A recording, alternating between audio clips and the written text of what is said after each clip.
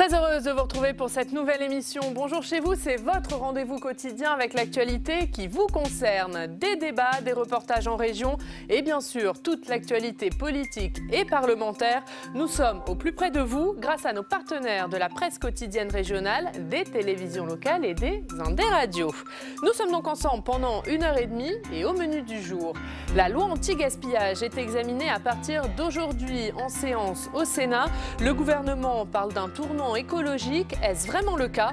On en parle avec le sénateur centriste Hervé Maurey. Il est avec nous.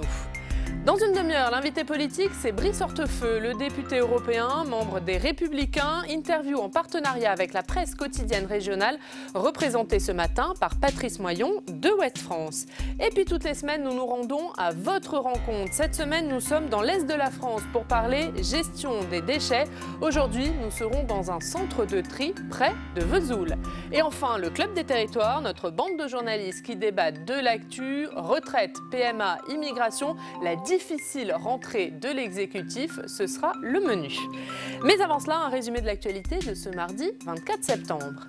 Après Force ouvrière, c'est au tour de la CGT d'appeler à manifester aujourd'hui contre la réforme des retraites. Perturbations à prévoir dans les transports puisque les syndicats de la SNCF appellent à la grève. Les niches fiscales dans le collimateur. Le gouvernement veut restreindre l'exonération de cotisations patronales pour les seniors de plus de 70 ans qui emploient un salarié à domicile. L'exécutif veut limiter cet avantage aux personnes dépendantes ou handicapées. Et Jean-Jacques Urvoas devant la Cour de justice de la République. L'ancien garde des Sceaux comparaît pour violation du secret professionnel. Il est accusé d'avoir transmis au député Thierry Solaire des informations sur une enquête qui le visait.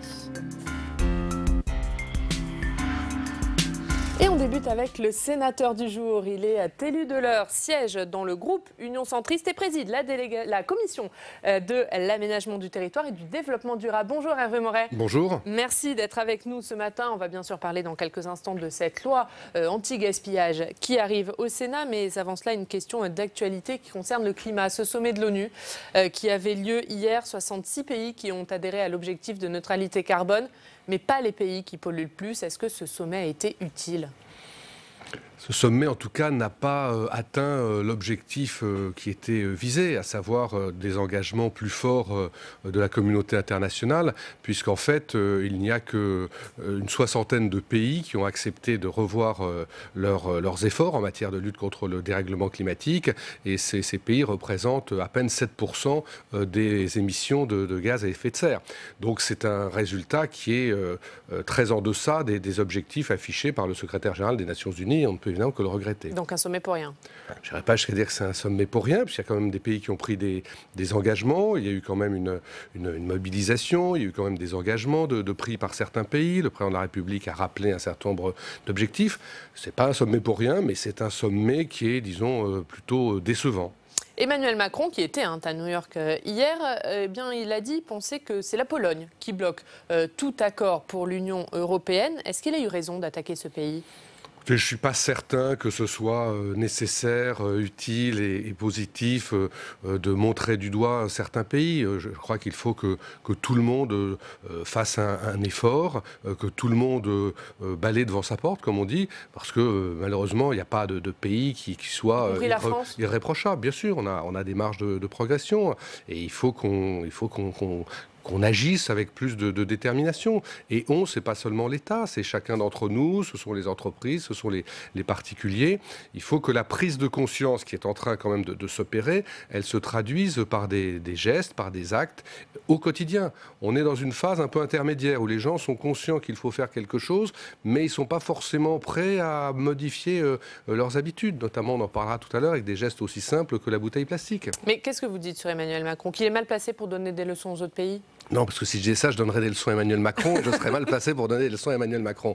Je dirais simplement que, globalement, lorsqu'il est sur la scène internationale, il a des propos assez forts et que l'on ne voit pas encore, je trouve, en France, la concrétisation de cet engagement que l'on perçoit dans ses paroles, notamment à l'international. Donc un décalage entre son discours hier à l'ONU et ce qu'il fait concrètement en France? À ce stade, oui.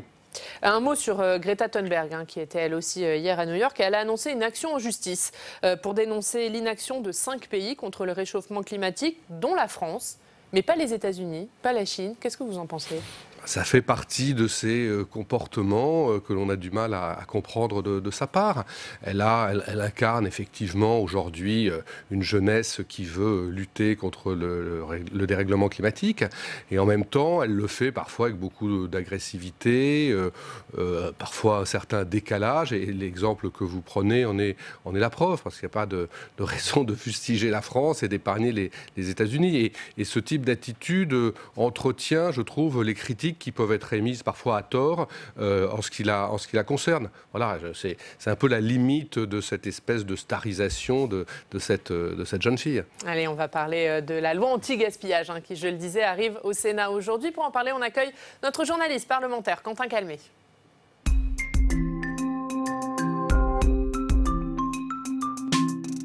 Bonjour Quentin. Bonjour Oriane, bonjour Hervé Moret. Et bonjour. Le Sénat qui examine donc à partir d'aujourd'hui cette loi anti-gaspillage. Voilà, tout à fait Oriane. C'est la reprise des travaux parlementaires et c'est le premier projet de loi examiné en séance cette année.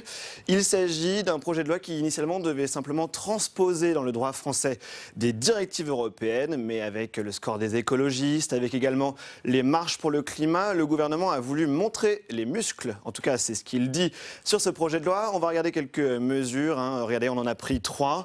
Par exemple, il y a cette consigne pour le recyclage des plastiques PET. On va y revenir longuement avec votre invité.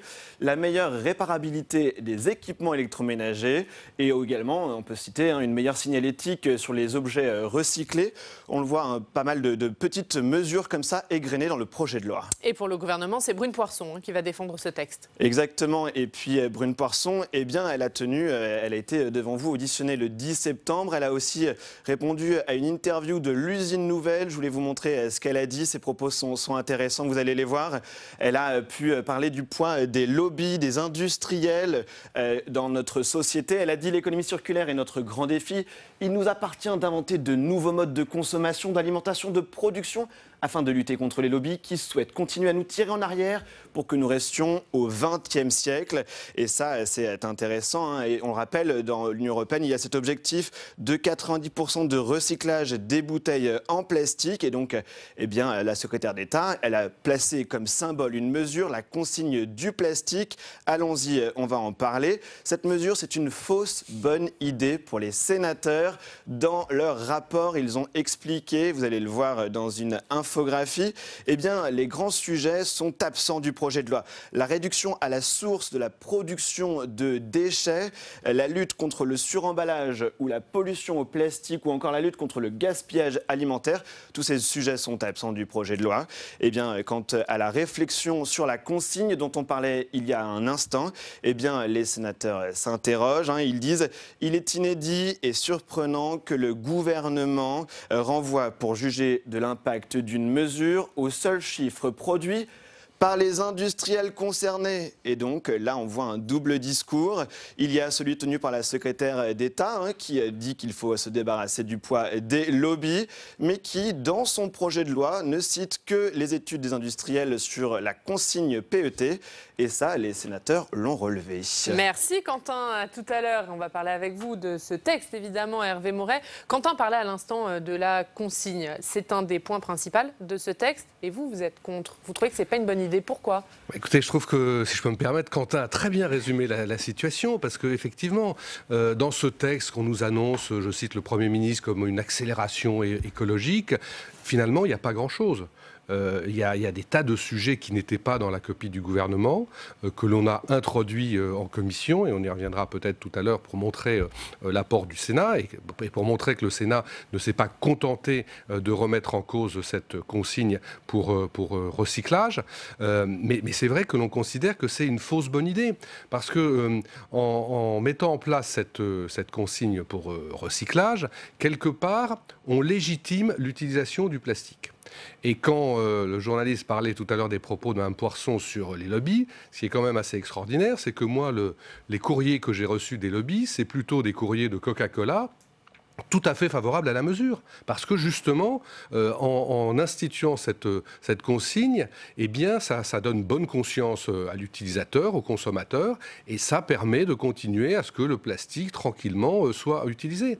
Et en Allemagne, où on a instauré une consigne, eh bien, on a observé que le recours aux bouteilles plastiques à usage unique a augmenté de 60%. Mais qu'est-ce que vous dites? Que le gouvernement est sous la pression des lobbies? Qu'il cède aux lobbies? Je dirais que le gouvernement s'est accroché à cette fausse bonne idée. Et il entretient volontairement une espèce de confusion et de flou, puisque dans le texte du gouvernement, c'était d'ailleurs assez incroyable, on ne parle pas d'instituer la consigne sur les bouteilles plastiques. On dit simplement que le gouvernement pourra, par décret, mettre en place des consignes, on ne sait pas sur quoi, on ne sait pas comment. Et puis c'est comme ça la ministre qui petit à petit a dit on va faire ça sur les bouteilles plastiques et pour le recyclage. Alors dans l'image des gens, la consigne c'est populaire, parce que les gens se souviennent de la bouteille de lait en verre qui était réutilisée. Mais ça, c'est de la consigne pour réutilisation et c'est très bien. Ce que propose le gouvernement, encore une fois, c'est de la consigne pour recycler du plastique et donc qu'on continue à utiliser du plastique. Et nous, on considère qu'il faut au contraire lutter contre l'usage du plastique, faire en sorte qu'on recourt à d'autres supports et à d'autres matériaux que le plastique. Surtout que les maires sont impactés aussi par la mise en place de cette mesure. Comment on fait pour leur garantir les ressources? Ça, il faut demander à Mme Poisson. Mais c'est vrai que c'est une mesure qui est non seulement mauvaise du point de vue écologique, mais qui aura un coût pour le consommateur, parce qu'on sait très bien qu'il y a toujours une partie des bouteilles qui ne sont pas rapportées, et donc on considère que ça coûtera à peu près au minimum 200 millions par an aux consommateurs. Ça coûtera à peu près la même chose aux collectivités locales, puisque c'est de la matière en moins qui ira dans les centres de retraitement. Et puis ce sera certainement également un coût supplémentaire pour les autres industries qui devront compenser et payer davantage au système de... Et vous pensez que le gouvernement peut revenir sur cette mesure? Écoutez, je l'espère, parce qu'encore une fois, il faut savoir ce qu'on veut. Il faut savoir si on veut faire de la com avec une mesure qui est médiatiquement très, très prégnante. La preuve, c'est que dans les médias, on n'a retenu que cette mesure et pas les autres. Il y a d'autres mesures positives, mais on ne parle que de cette mesure, et on ne parle pas aussi de ce qui devrait être dans ce texte. Alors, donc c'est beaucoup de com sur cette mesure, et c'est encore une fois une mesure qui ne nous paraît pas efficace et qui nous paraît coûteuse et dangereuse. On va parler d'une autre mesure, celle pour la lutte contre les décharges sauvages, puisque c'est un sujet qui a été tristement mis en lumière cet été par la mort du maire de Signes. Avant d'en parler avec vous, Hervé Moré, on va regarder ce reportage de Sandra Cerquera, c'est à Limours, dans l'Essonne. Des mètres cubes de gravats abandonnés entre les champs et la route, des décharges illégales comme celle-ci, cette commune y est confrontée au quotidien et elles sont de plus en plus fréquentes. On va essayer de regarder si on peut trouver un indice, quelque chose de... Des déchets qui finissent dans les terres agricoles et contaminent les sols. On peut trouver de tout. On peut trouver les hydrocarbures, la déchetterie ne les prend pas. On peut trouver de l'amiante, la déchetterie ne les prend pas. Et donc des pneus, la déchetterie ne les prend pas. Donc du coup, nous, c'est nos services techniques qui sont obligés d'enlever et de trier et d'avoir ça sur les bras. Parce qu'après, mettre ces produits-là en déchetterie spéciale, c'est un coût énorme pour la commune. Et le nettoyage coûte à la commune près de 1 000 € par mois. La décharge publique la plus proche se trouve pourtant à 3 km. En principe, les camionnettes du BTP devraient s'y rendre, mais cela a un coût, environ 96 € la tonne. Nous, on fait le choix sur notre commune d'enlever les gravats pour éviter que les gens continuent d'en mettre, parce que si on laisse, ça attire de plus en plus d'autres gravats. Le phénomène ne date pas d'hier, mais il a pris une toute autre ampleur depuis la mort du maire de Signes, renversé par une camionnette qui déversait illégalement des gravats. Pour tenter d'enrayer le phénomène, le gouvernement souhaite autoriser les entreprises du BTP à déverser leurs gravats gratuitement en déchetterie, seulement s'ils sont triés. La Fédération française du bâtiment salue cette mesure, mais la juge insuffisante. Les horaires d'ouverture, c'est-à-dire qu'on ne peut pas imaginer pour les décharges, pour les professionnels que nous sommes, des horaires d'ouverture identiques pour le grand public. Les chantiers se finissent vers 17h30. Si la décharge se ferme à 17h, c'est un sujet. Il y a aussi le nombre de points de collecte. Lorsque vous voulez décharger pour des petits chantiers, on parle des petits chantiers, lorsque vous voulez décharger, 50 kg de gravats et que vous êtes obligé de faire 50 km, c'est pas possible. Donc il faut ouvrir ou réouvrir des décharges publiques aux déchets du BTP. Il faut aussi améliorer le recyclage. Pour financer la gratuité, une éco-contribution est envisagée comme pour l'électroménager. C'est le principe du pollueur-payeur un prélèvement sur la vente de matériaux dès 2022. Hervé Maurey, est-ce que ce texte présenté aujourd'hui en fait assez pour lutter contre ces décharges sauvages ? Le texte que nous allons examiner en fait beaucoup plus que le texte que nous a apporté le gouvernement, puisque le gouvernement se contentait de renvoyer le sujet à des ordonnances. Et nous avons inscrit dans le texte un certain nombre de mesures concrètes pour lutter contre ces décharges sauvages, en renforçant le pouvoir de police du maire, en faisant en sorte que la prise en charge de ces décharges sauvages puisse financièrement être assurée par les éco-organismes, en renforçant les contrôles, bref, en mettant en place toute une série de mesures pour aller plus loin, pour essayer de lutter contre ce phénomène. Est-ce que les maires sont trop seuls contre ce phénomène aujourd'hui ? Bien sûr, bien sûr. Je crois que le reportage le montre tout à fait. Les maires qui se trouvent avec des dépôts sauvages sont livrés à eux-mêmes. Il n'y a pas de moyens humains, il n'y a pas de moyens financiers pour qu'ils règlent le problème.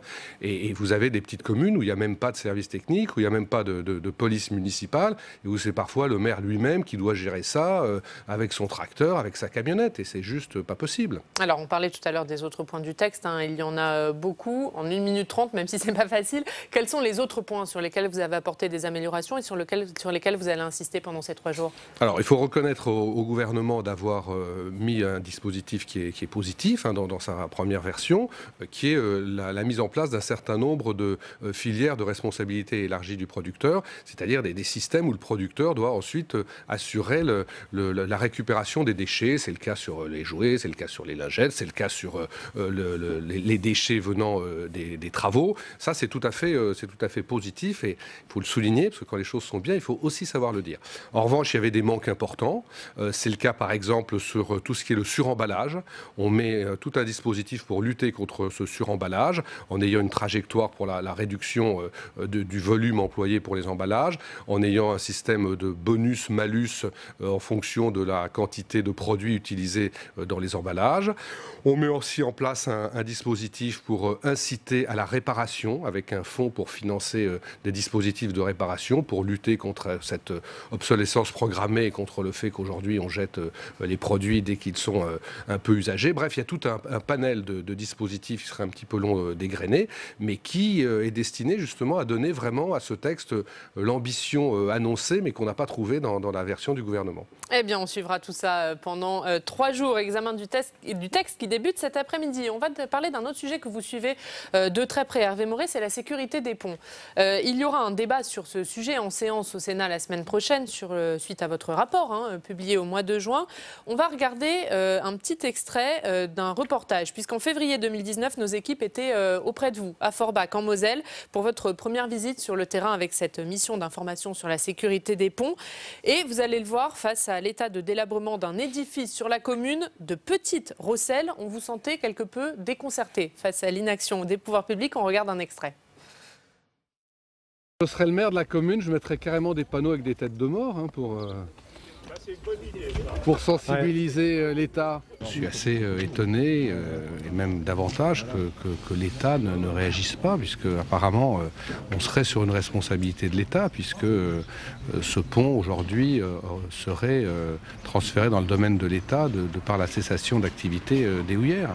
Hervé Maurey, vous aviez dénoncé une situation alarmante dans votre rapport. Vous demandiez un plan Marshall. Est-ce que vous avez été entendu par le gouvernement ? Écoutez, à ce stade, malheureusement pas. Alors, comme je reste optimiste, je vais dire malheureusement pas encore, en espérant effectivement que le gouvernement réagisse par rapport à ce constat qu'on a dressé dans notre rapport. On l'a remis à Elisabeth Borne fin juillet, on le remettra la semaine prochaine à Sébastien Lecornu, le ministre chargé des collectivités locales. Je crois qu'il faut vraiment prendre la mesure de la situation, et notamment pour les ponts qui sont gérés par les collectivités locales, et notamment les communes et les intercommunalités.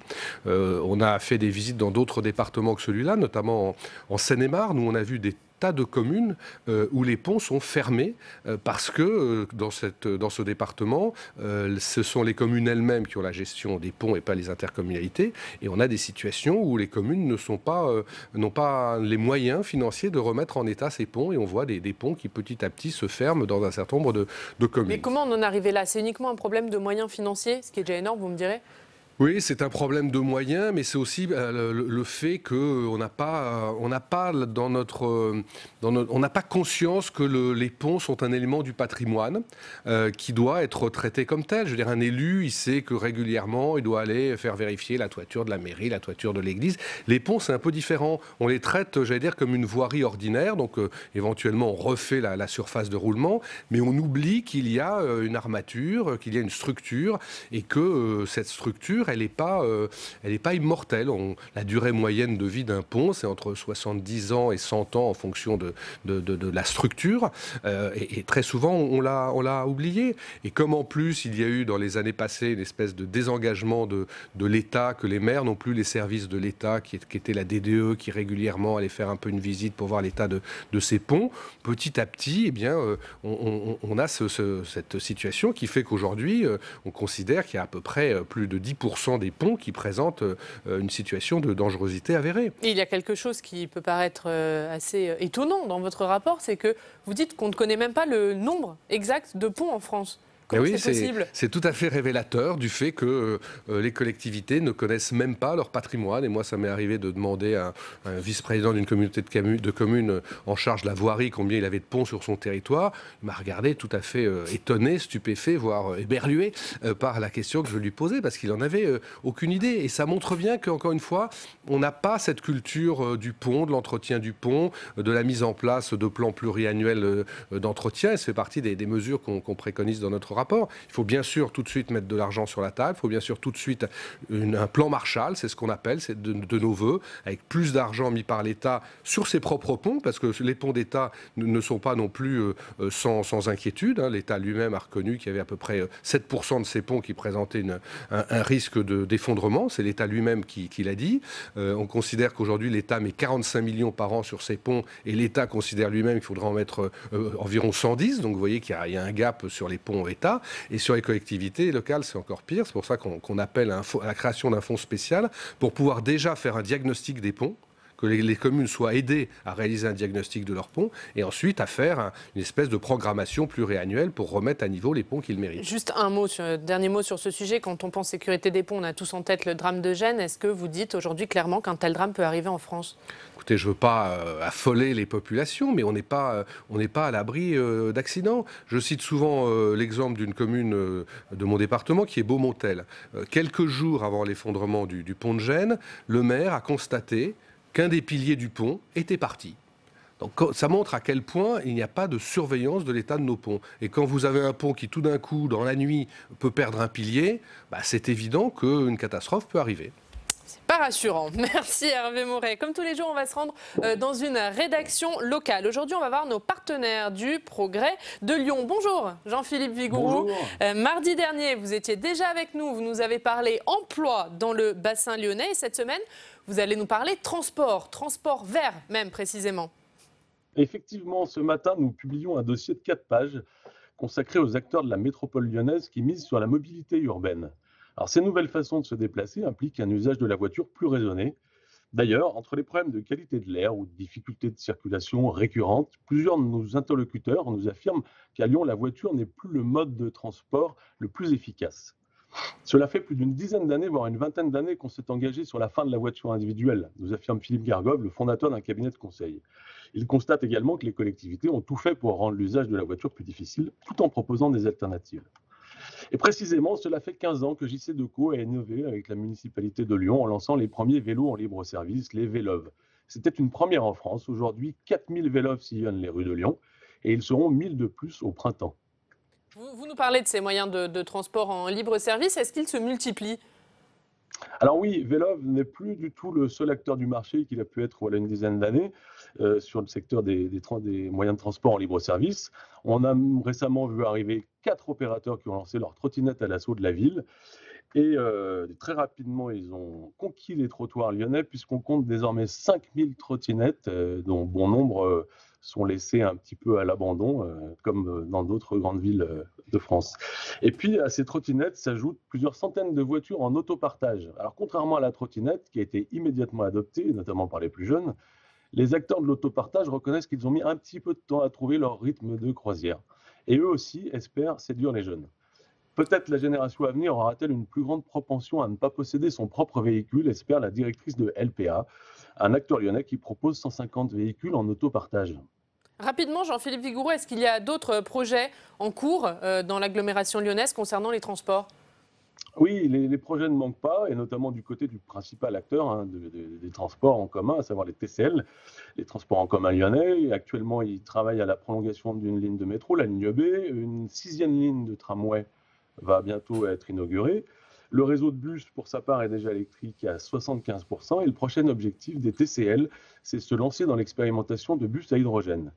Et puis, sur un territoire comme le territoire lyonnais où les startups voient le jour chaque année, c'est un territoire fertile en innovation, on pense déjà à la mobilité de demain. On pourra citer notamment Navia, la navette autonome, qu'on voit sur les trottoirs du quartier récent de la Confluence depuis 2016, ou encore les taxis-drones du chinois Ehang, qui a installé récemment son centre de recherche et développement tout près de Lyon, dans les Monts d'Or. Un mot très rapide de votre une du jour, la une du Progrès de Lyon avec un cas de dingue détecté, hein. C'est ça Jean-Philippe ? Effectivement, à Caluire, tout près de Lyon, c'est le premier dans la métropole, le premier cas autochtone, dit-on, puisqu'il n'a pas été importé. Eh bien, ça sera à lire aujourd'hui dans le Progrès de Lyon. Merci beaucoup, Jean-Philippe Vigouroux, d'avoir été avec nous ce matin. On va maintenant passer à la revue de presse de votre département, Hervé Moret. Et c'est avec Quentin Calmet qui nous rejoint. Et Quentin, on va commencer cette revue de presse avec Paris-Normandie. Voilà, tout à fait. Je voulais vous montrer tout d'abord la une d'aujourd'hui de Paris-Normandie. Elle est consacrée à Notre-Dame de Rouen avec sa flèche qui sera verte. Pour ce qui est de votre département, eh bien c'est sur parisnormandie.fr que nous avons lu cet article intéressant. Pourquoi les sapeurs-pompiers de l'Eure sont-ils en grève? Il y a effectivement dans le département 5 casernes qui sont en grève. Et parmi les slogans sur les camions que l'on peut lire, eh bien, il y a stop aux agressions, pompiers en danger, service public HS ou encore hausse de l'activité, baisse des effectifs. Principale revendication, la hausse des budgets du service départemental d'incendie et de secours. Un syndicaliste interrogé dans l'article explique il ne s'agit pas d'embaucher pour embaucher, mais de mettre davantage de monde sur le terrain. Beaucoup de camions partent incomplets et donc ces soldats du feu sont très sollicités. Ils demandent la reconnaissance de la dangerosité de leur métier, aussi face à la hausse des agressions. Et ils demandent l'anonymisation des dépôts de plaintes dans le cadre professionnel. Une grande manifestation nationale est prévue le 15 octobre prochain. Et puis autre actualité dans l'Eure, cette fois ce sont les nouveaux horaires de ligne SNCF Cherbourg, Caen, Paris qui inquiètent les usagers. Oui, c'est un sujet qui va beaucoup vous parler, Hervé Moret, car c'est une réunion qui se tenait en fin de semaine dernière sur cette ligne qui rejoint Paris et dont les horaires inquiètent les habitants du département. Avec la nouvelle gouvernance en 2020, les usagers s'inquiètent de rentrer trop tard au travail ou de partir trop tard à Paris. Merci beaucoup Quentin. 10 secondes pour réagir Hervé Moret à ce que vient de dire Quentin. Sur les quoi horaires SNCF, sur les horaires la SNCF, le train surtout. Non, mais si vous voulez, les changements d'horaire SNCF, ils tiennent au fait que quand on arrive en région parisienne, il y a ce qu'on appelle le nœud du Mantois. Et donc, il y a des embouteillages qui provoquent des retards. Et c'est pour tenter d'éviter ces embouteillages et ces retards que la SNCF et la région ont fait évoluer les horaires. Il n'y a pas de remise en cause du service, il n'y a pas un moindre service, mais il y a des ajustements des horaires. Et comme toujours, quand on modifie quelque chose, ça crée des perturbations et donc des mécontentements. Forcément. Merci beaucoup Hervé Moret, merci d'avoir été avec nous ce matin. Dans moins de 3 minutes, c'est l'heure de l'invité politique. Ce matin, c'est Brice Hortefeux, député européen, membre des Républicains. Nous parlerons de la réforme des retraites, du débat sur l'immigration et de la situation de la droite. Il est déjà avec nous, mais d'abord, regardez un extrait de ce qui s'est passé hier dans Allons plus loin, émission présentée par Rebecca Fitoussi, débat animé sur le plateau sur le sommet de l'ONU. Regardez.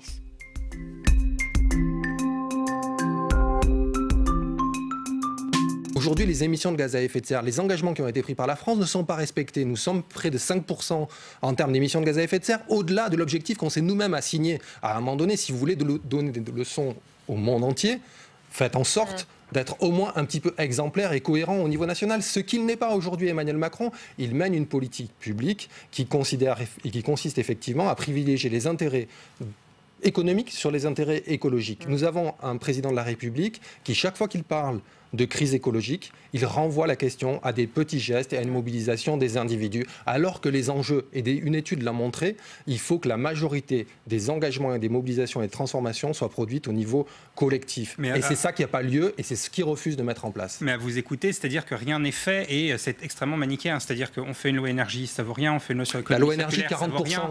On propose un Green Deal pendant les élections européennes que la Commission va reprendre, ça ne vaut rien, etc. C'est-à-dire que rien n'est fait et tout est à jeter. C'est ça votre... Non, mais le problème a été dit par Maxime Combe, et il faut le rappeler, c'est on ne peut pas mettre en œuvre des politiques environnementales dans notre pays comme en Europe s'il n'y a pas de cohérence. Et là, le problème de M. Emmanuel Macron, c'est la politique de « en même temps ».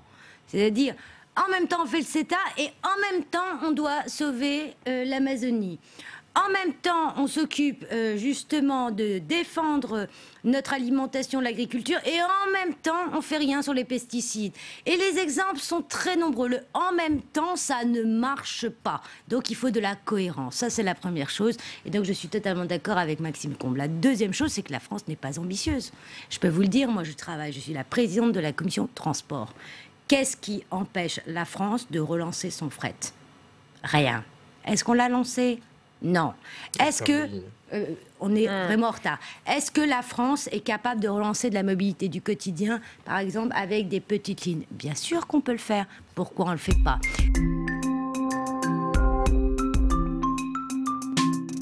Et notre invité politique ce matin, c'est Brice Hortefeux. Bonjour. Bonjour. Vous êtes député européen, membre des Républicains. Vous êtes avec nous pour une interview pendant 20 minutes avec les télés locales, les Indes radios et nos partenaires de la presse quotidienne régionale, représentés ce matin par Patrice Moyon. Bonjour Oriane. Bonjour Patrice, journaliste à Ouest France. On va commencer, Brice Hortefeux, par ce sommet de l'ONU. Et cette phrase d'Emmanuel Macron qui a attaqué hier la Pologne, qui l'accuse de bloquer tout engagement européen. Qu'en pensez-vous ? Bon, d'abord, il y a une réalité, c'est que la préoccupation environnementale est une préoccupation qui est grandissante et certainement justifiée. Donc, il faut écouter, intégrer ce sentiment qui s'affirme de plus en plus et dont la question ne doit pas être la propriété de telle ou telle famille politique. C'est pas la propriété des Verts. Dans toutes les familles politiques, aujourd'hui, il y a une attention toute particulière. Deuxième élément, il faut aussi être lucide et pas considérer que la France à elle seule va résoudre le problème. La France, à ma connaissance, est responsable de moins de 1% des émissions de gaz carbone. Et donc, en gros, moins de 1% de la pollution mondiale. Donc, nous avons bien sûr un rôle à jouer, mais encore une fois, 99% de ce qui est la préoccupation ne vient pas de la France. Troisième élément sur la forme, le président de la République a tort, naturellement, de pointer du doigt, comme il le fait systématiquement d'ailleurs, et en tout cas c'est comme ça que c'est compris, je vous le dis comme député européen, de pointer du doigt des pays de l'Est. Et c'est sur tous les sujets, et il intervient et les met à l'index. Vous savez, le président de la République parle tout le temps. C'est un président il est sans arrêt, il intervient, il donne son sentiment, et puis évidemment, quand on parle tout le temps, eh bien, on finit par déraper. Et donc, on a eu hier encore l'exemple d'un dérapage. Et je vous le dis, au Parlement européen, il y a déjà un sentiment d'arrogance française, qui est à mon avis injustifié, bien sûr. Mais enfin, il ne faut pas aider à ce que ça devienne justifié. Et donc là, le président de la République, en agissant ainsi, illustre cela. Et d'ailleurs, je vous donne un exemple très simple. Dans le bureau du Parlement européen, parmi les vice-présidents, il ne peut pas y avoir des vice-présidents comme pour tous les pays. Enfin, la France est quand même aujourd'hui la deuxième économie, la deuxième puissance européenne. Il n'y a pas un seul vice-président, pas un seul. C'est aussi un signal auquel on doit faire attention. Justement, Brice Hortefeux, vous êtes député européen. Hier, à New York, le président de la République a souhaité que l'Europe aille plus loin encore dans ses engagements carbone, en les remontant jusqu'à 50%. Comment est-ce qu'on construit un consensus européen sur ces questions-là? Certainement pas en brutalisant. Il y a aujourd'hui, c'est vrai, là le président de la République a raison, il y a aujourd'hui des différences d'approche. Et c'est vrai que certains pays, sans doute parce que la culture ou l'évolution est plus récente, la prise de conscience est plus, peut-être parfois un peu plus tardive, certains pays sont moins sensibilisés que ne peuvent l'être, par exemple, l'Allemagne, la France ou quelques autres. Bon. Donc, il faut avancer pas à pas, et ce n'est pas en brusquant, en pointant du doigt, que l'on arrivera à faire progresser. Et pourtant, Greta Thunberg a annoncé qu'elle allait attaquer en justice 5 pays pour inaction climatique, dont la France. Elle attaque la France, elle n'attaque pas des pays plus pollueurs comme les États-Unis, comme la Chine. Qu'est-ce que vous pensez de son action? Écoutez, comme beaucoup, je trouvais au départ cette démarche sympathique et là je suis un peu surpris. C'est pas penser que c'est pas elle qui naturellement va rédiger le recours comme ça. Donc il doit y avoir des gens autour d'elle qui. Elle est manipulée. Le mot est sans doute trop fort, mais je trouve encore une fois que le principe de sa démarche est sympathique. Maintenant, encore une fois, qui est à côté d'elle, qui est derrière elle, qui finance, ça pose quand même un certain nombre d'interrogations. Mais s'attaquer à la France pour une action climatique, ce n'est pas justifié pour vous? Non. On va parler d'un autre sujet avec vous, Brice Hortefeux, qui concerne aussi le climat, puisque ça a démarré dans cette marche pour le climat qui avait lieu samedi. Les débordements, tous les samedis à Paris, des violences. Pourquoi on n'arrive pas à trouver la parade contre ces Black Blocs? Non, mais d'abord, il faut trouver la parade au fond des manifestations. Là, vous me parlez de l'écume, mais la réalité de la mer, c'est qu'on en est au 45e samedi, 45. C'est quelque chose, vous savez, on nous regarde les yeux écarquillés autour de nous. On va parler du fond, mais vous avez été ministre de l'Intérieur. Comment on gère ces violences? S'il y avait une solution unique, ça se saurait. Moi, je vous dis très simplement les choses. D'abord, je ne doute pas de la bonne volonté du ministre de l'Intérieur qui a cette responsabilité d'assurer l'ordre et l'autorité. Incontestablement, c'est compliqué. Et la doctrine a évolué à juste titre. Elle n'est pas figée. La doctrine qui avait été mise en place par des personnalités qui étaient des personnalités importantes des précédentes présidences, notamment je pense au préfet Massoni, qui était bien connu, le préfet de police. Bon, c'était face à des manifestations. Là, aujourd'hui, on est dans un certain nombre de cas, on était dans un certain nombre de cas face à une forme d'émeute, en quelque sorte. Donc la doctrine ne peut pas être la même, maintenir à distance et ainsi de suite. Donc il y a eu une évolution. Mais je pense que le signal, c'est bien sûr les interpellations, bien sûr ensuite la question du mandat de dépôt, et enfin, la troisième question essentielle, c'est la sanction. Et le système des interpellations fonctionne bien, mandat de dépôt pas suffisant, et sanctions certainement insuffisant. Il faut plus de sanctions, c'est ça la solution. Vous savez, dans ce domaine comme dans tous les autres, la meilleure des préventions, c'est la certitude de la sanction. Ça, là-dessus, j'en étais convaincu. Avant d'être ministre de l'Intérieur, ça m'a confirmé quand j'ai exercé ces fonctions et je n'ai pas changé d'avis depuis. Au-delà de ces manifestants Black Bloc, quel regard vous avez sur le climat social dans ce pays? C'est un climat qui est tendu pour différentes raisons, sur les raisons de fond. Aujourd'hui, personne d'ailleurs ne le dit. Mais vous avez un problème de pouvoir d'achat. Le pouvoir d'achat est en repli par rapport au deuxième trimestre. Est-ce que vous l'avez entendu, ça, sur un média? Nulle part. Quand vous regardez aujourd'hui les enquêtes, en réalité, celles-ci montrent qu'il y a un repli de pouvoir d'achat. Vous avez, peut-être on en parlera, des signaux qui sont adressés à des catégories de la population qui ont le sentiment d'être une cible. Je pense aux retraités. Il y a encore une mesure qui a été annoncée. Bon. Vous avez des préoccupations et des inquiétudes du lendemain. Et je pense que d'ailleurs, on a raison d'être inquiet. Alors l'expression n'est peut-être pas forcément la meilleure, mais l'inquiétude, elle est là. Vous savez, quand vous avez aujourd'hui, d'un côté, un gouvernement qui vous explique que tout va bien, qui baisse les impôts et ainsi de suite, puis la réalité, c'est que vous avez une menace qui est une menace très forte d'une récession mondiale. Aujourd'hui, ça commence un peu à être connu. Et quand vous avez tout à la fois un ralentissement de l'économie allemande, la menace d'un Brexit dur, des tensions commerciales entre la Chine et les États-Unis, on a des signaux qui sont des signaux très préoccupants. Et d'ailleurs, contrairement là aussi à ce que dit le gouvernement, eh bien, les prévisions de croissance sont régulièrement revues à la baisse. Attendez, on était, je vous rappelle, à 1,4, le gouvernement dit maintenant 1,3, et il y a en réalité une consensus des organismes, des économistes pour dire que ça sera 1,2. Donc ce sont des signaux qui sont des signaux préoccupants. Est-ce que dans ce contexte, remettre au goût du jour la taxe carbone, qui avait servi de déclencheur à la crise des Gilets jaunes, c'est une bonne idée? Bon, le fond de la taxe carbone, ça mériterait des explications un peu plus complètes. Mais vous savez, l'opinion publique, elle est attentive aux symboles. Et donc, il faut faire très attention à la portée de ces symboles. Et c'en est un. Mais vous parlez de ces signaux préoccupants. Vous dites qu'aujourd'hui, le gouvernement ne les entend pas. C'est ça? Pourtant, il y a des mesures qui ont été prises. Il y a des mesures qui ont été prises au mois de décembre. Là, il y a une baisse d'impôts annoncée pour le budget 2020. Ce n'est pas suffisant? Oui, enfin, la baisse d'impôts, vous parlez de la baisse d'impôts de 5 milliards. Là, bon, là aussi, si vous faites une analyse assez détaillée, vous apercevez que c'est d'ailleurs relativement classique. C'est pour ça que je ne vais pas m'acharner sur le gouvernement là-dessus. Vous apercevez qu'ils donnent d'une main, mais que vide de l'autre, ils les récupèrent. Mais enfin, donc c'est une baisse d'impôt en trompe-l'œil annoncée. C'est une baisse d'impôt qui est totalement en trompe-l'œil. Et encore une fois, les annonces qui sont faites sur un certain nombre de sujets aujourd'hui montrent que tout ceci, c'est un pas en avant, un pas en arrière. Et la marque d'Emmanuel Macron, c'est qu'en plus, on y rajoute un pas de côté. Allez, on va parler de cette annonce, puisque le gouvernement annonce ce qui concerne les retraités. Le gouvernement qui veut restreindre l'exonération de cotisations patronales pour les seniors de plus de 70 ans qui emploient un salarié à domicile. Désormais, le gouvernement veut limiter cette exonération aux personnes dépendantes ou handicapées. On comprend que vous n'êtes pas pour. Non, mais moi, c'est pas parce que je suis dans l'opposition que je suis contre tout. Moi, je suis pour une opposition qui est une opposition positive. Donc, quand il y a une initiative qui est bonne, il faut l'accompagner, la soutenir et le dire.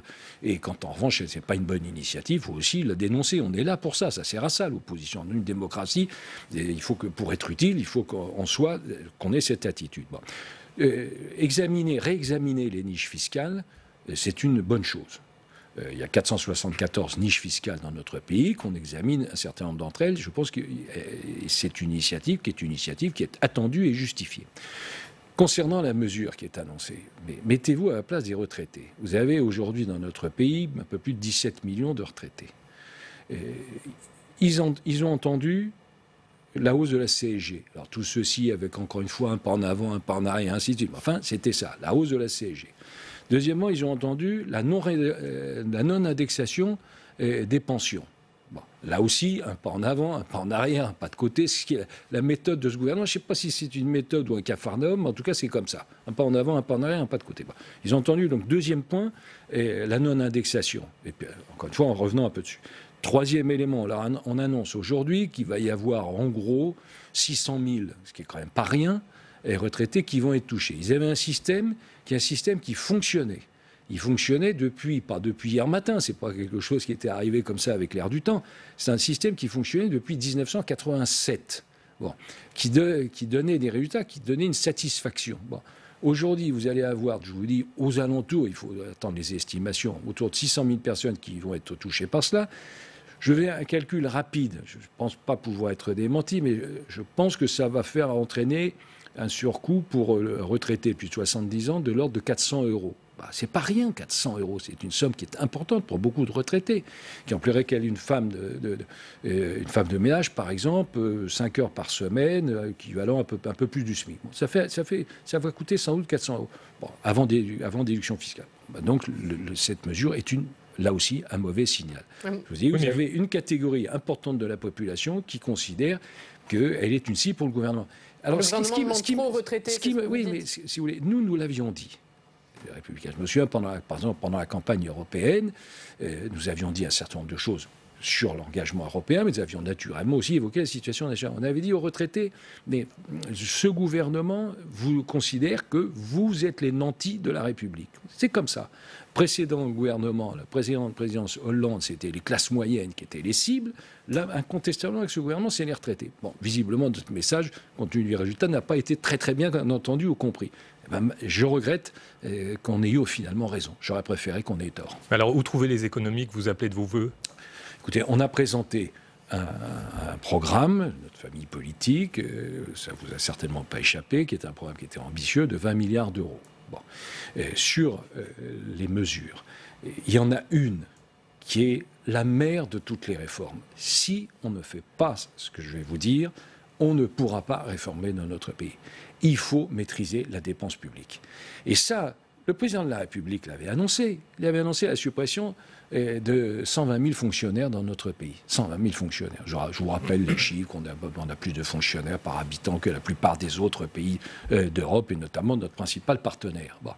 Si on ne touche pas à la dépense publique, on ne pourra pas réformer. Et là, le gouvernement, en réalité, a renoncé purement et simplement à ce qui est le pilier de la baisse de la dépense publique, c'est-à-dire la suppression d'un certain nombre d'emplois, je vous dis 120 000. Et comment on l'a fait baisser pour être tout à fait précis, le gouvernement, sur 120 000, voulait appliquer ça aux collectivités locales, naturellement, et d'ailleurs avec sans doute raison, pour une partie, peut-être pas pour tout, mais en tout cas pour une partie, et 55 000 suppressions dans la fonction publique de la sphère de l'État. Bon, on tombe à 15 000 d'ici la fin du quinquennat. Évidemment, ça met par terre toute la réforme. Et comment on l'a fait baisser? C'est uniquement la baisse du nombre de fonctionnaires? Mais je vous dis, la dépense ça, c'est la mesure principale pour vous. C'est la mesure principale. Puis il y en a plein d'autres, d'économies, beaucoup d'autres pistes. Mais je vous dis, encore une fois, il faut avancer avec des idées qui soient simples, mais pas simplistes. L'idée est simple, c'est qu'on ne peut pas réformer dans notre pays si on ne réforme pas la dépense publique. Il y a une mesure qui va permettre de faire des économies, c'est la réforme de l'assurance chômage. Le rapport de l'UNEDIC sera présenté aujourd'hui. 40% de chômeurs touchés, ça fait plus d'1 million. Laurent Berger, qui était à votre place hier, parlait d'une tuerie. Est-ce que vous êtes d'accord? Le système est à bout de souffle. 4 milliards d'économies annoncées. Bien sûr. Le système aujourd'hui à bout de souffle. Donc, il faut naturellement le faire bouger. Mais cela suppose que l'on avance avec le souci de la concertation. Et ce souci de la concertation, je m'aperçois que le gouvernement a les mots de la concertation, mais il ne la pratique pas.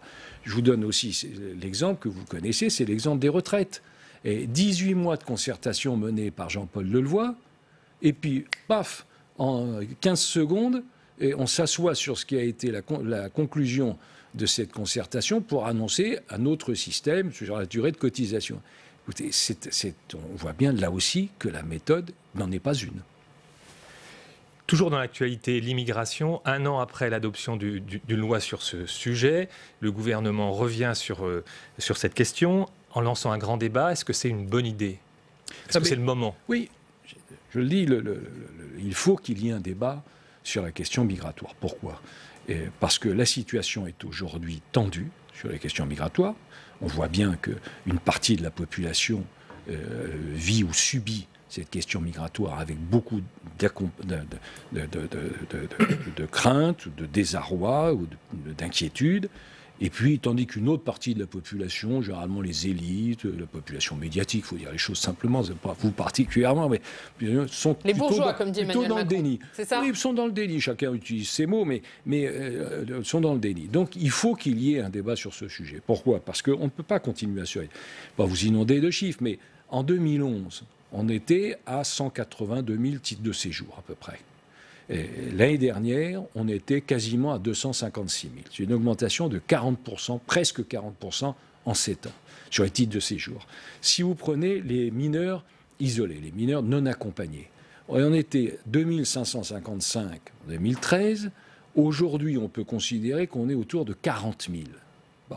Si vous prenez les demandeurs d'asile, on était en 2012 à 66 000. On est à 123 000 aujourd'hui, une augmentation de 100%. Et si vous faites en réalité le total avec une estimation globale du nombre de clandestins, ça veut dire que chaque année, il y a près de 400 000 migrants qui arrivent sur le territoire français. Ça veut dire que, et encore une fois, je ne pourrais pas être démenti là-dessus, et ça veut dire que sur le quinquennat, il y aura en réalité autour de 2 millions de migrants supplémentaires qui seront arrivés sur le territoire national. C'est-à-dire, en gros, l'équivalent de la ville de Paris, ou 4 fois Toulouse, ou 4 fois Lyon. Donc on est au bout du système. Donc il faut qu'ils prennent des mesures. Donc vous êtes d'accord avec le dernier discours d'Emmanuel Macron? Il faut un discours sans tabou, il faut des mesures? Oui, mais enfin, moi je n'ai pas entendu citer les chiffres que je viens de vous donner. Et moi je mets au défi qu'on m'explique que les chiffres que je vous donne ce matin sont des chiffres qui sont inexacts. Deuxième élément, je n'ai pas entendu surtout ce qu'il avait proposé. D'après ce que j'ai compris, mais peut-être ai-je mal compris, il va y avoir donc ce débat au Parlement, mais il n'y aura pas de mesures qui sont annoncées. Bon. Moi je vous dis, il y a des mesures à prendre.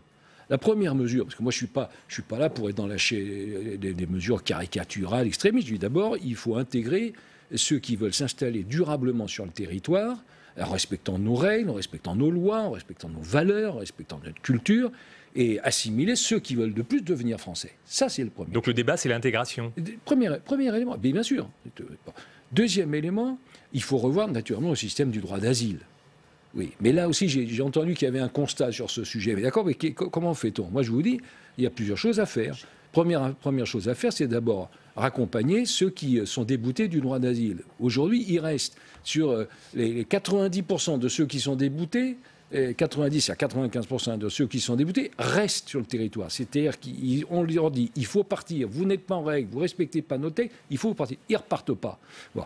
Deuxième élément, il faut un effort européen. Encore une fois, je suis parlementaire européen, il faut qu'il y ait une harmonisation dans la liste des pays sûrs. Je vous donne là aussi un exemple. Il y a 32 pays sûrs, une liste de 32 pays sûrs pour les Pays-Bas, il y en a 16 en France, il y en a 5 en Allemagne, il y en a 1 en Irlande. Vous voyez bien que le système là aussi ne fonctionne pas. Et puis je pense qu'il faut revoir l'accès à la nationalité, qui est un sujet très important et dont on ne parle pas, mais qui est un élément... Il faut faire bouger les lignes, en tout cas. Ça, vous avez le droit du sol, déjà dans notre pays, il n'est pas appliqué partout. Vous avez à Mayotte, où on a mis de nouvelles règles, à juste titre. Donc il faut qu'il y ait, d'abord, il faut des mesures symboliques. Moi, je crois à la portée des symboles. D'abord, il faut pouvoir déchoir de nationalité les binationaux qui sont concernés par le terrorisme. Bon, ça concerne très peu de monde, par définition, heureusement, mais c'est un symbole. Vous êtes lié à la menace terroriste, vous repartez, on vous expulse. Bon, deuxième élément, ce qu'il faut, c'est progressivement rétablir, pas progressivement d'ailleurs, il faut immédiatement rétablir la démarche de volonté pour devenir français. C'est quelque chose qui existait, qui a été supprimé. Je ne comprends pas pourquoi. Il faut naturellement rétablir ça. Ça fait partie des mesures. Est-ce qu'il faut réformer l'aide médicale d'État? Oui, attendez. Troisième élément, là où moi j'ai évolué, ce qui prouve que je respecte tout à fait ce que j'ai évolué, je pense qu'il faut des quotas aujourd'hui. Des quotas d'immigration. Il faut des quotas d'immigration. L'aide médicale d'État, bien sûr. L'aide médicale d'État, c'est en réalité 1 milliard, et c'est un système qui est très opaque, très peu contrôlé, et qui coûte 3-4 fois plus cher que par exemple chez nos voisins allemands. Donc, bien sûr qu'il faut faire évoluer l'aide médicale d'État. L'évoluer, mais pas la supprimer. Vous êtes pour sa suppression? Non, je suis pour une évolution en profondeur, c'est-à-dire que l'on refasse la nomenclature de manière très précise des maladies pour lesquelles il y a naturellement un traitement qui s'impose, parce que l'aide médicale d'État, encore une fois, il faut rappeler que ça concerne ceux qui viennent chez nous sans nous demander l'autorisation. Parce que c'est ça, en réalité, quand on parle clandestin, pas légaux, c'est ceux qui viennent en nous disant « votre opinion, ça m'est égal, que vous ayez envie ou pas envie de nous, on vient quand même ». Donc l'amender, mais pas la supprimer. Il faut restreindre le nombre de maladies qui donnent accès à cette aide médicale d'État. Un mot pour terminer, Brice Hortefeux. Vous savez, c'était 150 000 en 2000, on est aujourd'hui à 330 000. Là aussi, vous voyez la dérive totale. Un mot pour terminer sur votre parti, les Républicains. Gérard Larcher se dit favorable à une primaire ouverte à droite pour la présidentielle de 2022. Est-ce que vous aussi, vous y êtes favorable? Écoutez, moi, le primaire, pour moi, s'il fallait que je résume, c'est primaire et dernière. Parce que j'ai vécu ça en 2017. Vous regardez ce qui s'est passé en 2017. Les deux candidats qui ont été qualifiés pour le deuxième tour, c'est deux candidats qui se sont exonérés de toute primaire. Et les candidats qui se sont pliés à l'exercice de la primaire ont été éliminés, pour des raisons différentes, mais enfin, ils ont été éliminés. Donc on ne peut pas dire que ça soit un très grand succès. Deuxièmement, j'ai quand même été très frappé, parce qu'on n'a pas ce tempérament, quand vous savez que 14 à 15% de ceux qui sont venus voter à la primaire de la droite étaient des gens qui n'étaient pas de droite, qui étaient venus pour fausser le résultat. D'ailleurs, ça a assez bien fonctionné. Donc, et troisième élément, on a bien vu, avec cette campagne qui n'a pas eu lieu, puisqu'on n'a pas eu de débat présidentiel, compte tenu de ce qu'on a appelé, ce qui a touché François Fillon, on a bien compris que c'était un système où la légitimité de la primaire empêchait tout changement. Donc vous dites à Gérard Larcher, très mauvaise idée. Moi, je pense qu'il faut un système qui soit un système souple et qui permette de s'adapter à toutes les circonstances, qui visiblement n'a pas été le cas. Et en tout cas, si ça nous avait conduit au succès, ça aurait été un bon signal. Vous n'a pas échappé que ça nous a conduit à un sévère échec. Et donc ce système, on l'a bien compris, ce n'est pas la primaire ouverte. Message passé. Merci beaucoup, Brice Hortefeux, d'avoir été avec nous ce matin. Merci, Patrice Moyon. Demain, à votre place, Brice Hortefeux, ce sera Agnès Pannier-Runacher, secrétaire d'État auprès du ministre de l'Économie et des Finances. Et puis c'est l'heure maintenant du Club des Territoires, notre bande de journalistes qui débattent de l'actu. Public Sénat, avec le soutien de la Mutuelle Nationale Territoriale, la Mutuelle des agents des services publics locaux et en partenariat avec la presse quotidienne régionale et les télévisions locales, vous présente le Club des Territoires.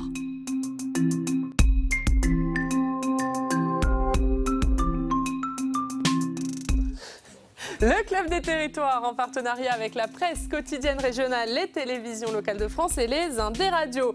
Aujourd'hui, avec la bande, nous parlerons de la rentrée sociale et politique agitée pour Emmanuel Macron entre réforme des retraites, PMA, débat sur l'immigration. Et puis nous parlerons bien sûr climat et écologie. L'écologie, justement, c'est le thème de notre reportage en région. Cette semaine, nous allons à votre rencontre parce que l'actualité, ça se passe chez vous. Quel impact a la loi sur l'économie circulaire discutée au Sénat cette semaine? Quel impact a-t-elle pour vous? Quel impact a-t-elle dans vos territoires? Pour le savoir, Samia Dechir et Fabien Recker sont dans l'Est de la France toute cette semaine. On les retrouve aujourd'hui à Vesoul, en Haute-Saône.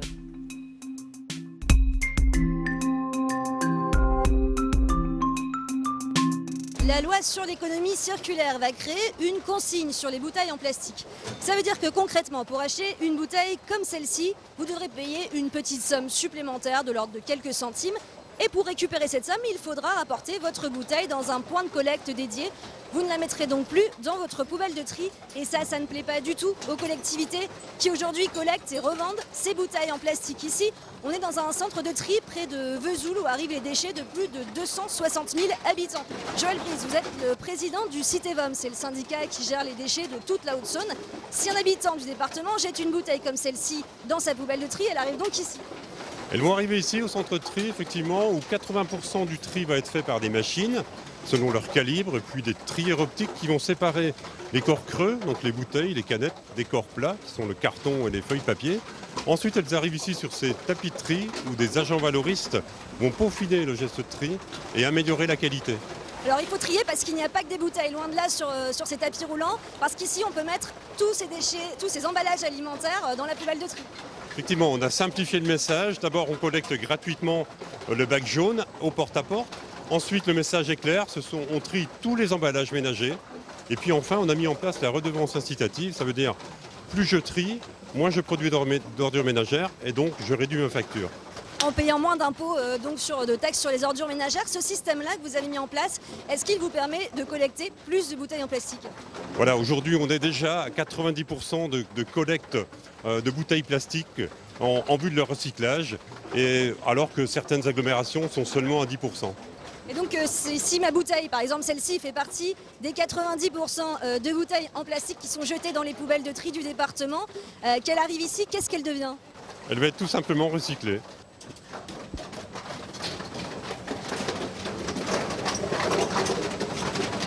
Christophe Tary, vous êtes le directeur général des services du Citevom, qui est, je le rappelle, le syndicat de gestion des déchets de toute la Haute-Saône.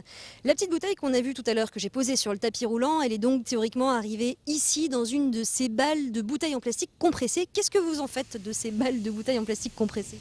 Eh bien, arriver ici, ce n'est plus un déchet, mais une ressource, ce qui signifie que nous allons vendre en fait cette matière à des entreprises de recyclage spécialisées. Ces entreprises, une fois qu'elles vous ont racheté ces bouteilles en plastique, qu'est-ce qu'elles en font elles-mêmes? Alors deux options s'offrent à elles, effectivement, soit elles réutilisent la bouteille pour en refaire une nouvelle bouteille en plastique, soit on peut utiliser la fibre pour en faire du textile. Et donc si demain, comme la loi le prévoit, une consigne est mise en place sur les bouteilles en plastique, ça veut dire qu'elles n'arrivent plus chez vous et que vous n'avez plus ces balles de bouteilles en plastique à revendre, si je comprends bien. Effectivement, et c'est bien là le problème, puisque pour nous, ce sera une perte de recettes et un manque à gagner considérable. On l'estime à 1,2 million d'euros de pertes annuelles. Vous êtes donc opposé ici à la mise en place d'une consigne sur les bouteilles en plastique? Nous n'en voyons pas l'utilité, en fait, puisque cette performance, nous l'atteignons déjà et elle aurait une double conséquence pour les habitants. C'est-à-dire que l'habitant paierait plus cher sa bouteille à l'achat pour payer la consigne. Et derrière, nous aurions une perte de recettes qui devrait être reportée sur la facture déchets de l'habitant. Les quelques 600 communes de Haute-Saône fédérées dans ce centre de tri ne sont pas les seules à être opposées à la mise en place d'une consigne sur les bouteilles en plastique, parce qu'en tout sur le territoire français, les collectivités ont déjà investi 700 millions d'euros dans des centres de tri plus performants et toutes comptent sur la revente des bouteilles en plastique qui sont les déchets valorisables par excellence pour rentabiliser cet investissement.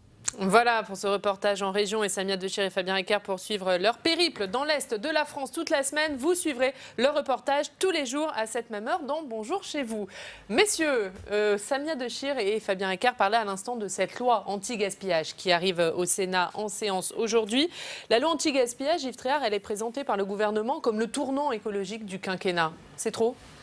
Oui, c'est un peu beaucoup, parce que je pense qu'il y a beaucoup plus de dispositifs et des dispositifs beaucoup plus larges qu'il faut mettre en place, notamment sur la réduction du gaz à effet de serre, sur un point qui est absolument essentiel, c'est la rénovation des logements pour que, justement, ils soient aux normes et que la rénovation thermique, si je puis dire, se mette en marche. Et ça, c'est un budget qui coûte énormément.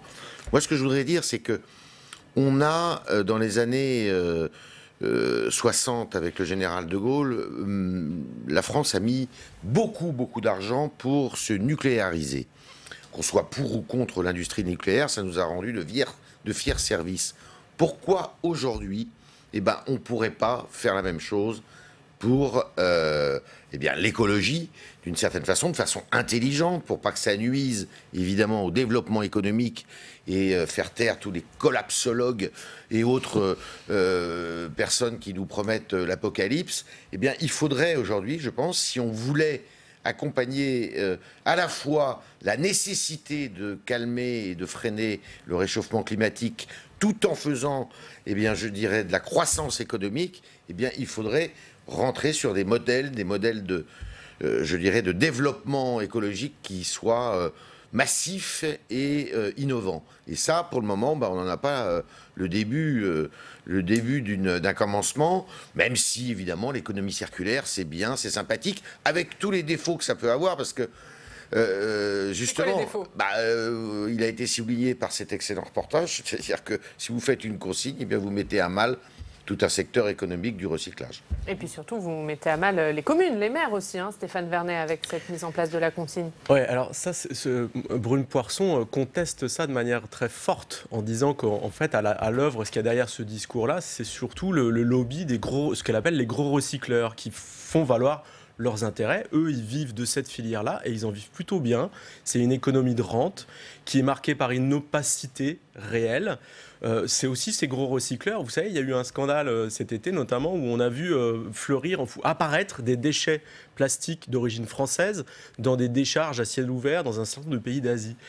Parce que la réalité aussi, c'est qu'il y a une partie de ces déchets français qui partent dans la nature. Il faut savoir qu'aujourd'hui, malgré le système de collecte des plastiques qui sont mis en place par les communes, seuls 57% des bouteilles en plastique sont recyclées. Les autres, elles sont soit brûlées, soit enfouies. Et on sait aujourd'hui qu'il y a plus de 200 millions de bouteilles en plastique qui, tous les ans, terminent dans la nature dans notre pays. Donc il y a quand même un problème. Ce système, il ne fonctionne pas pleinement.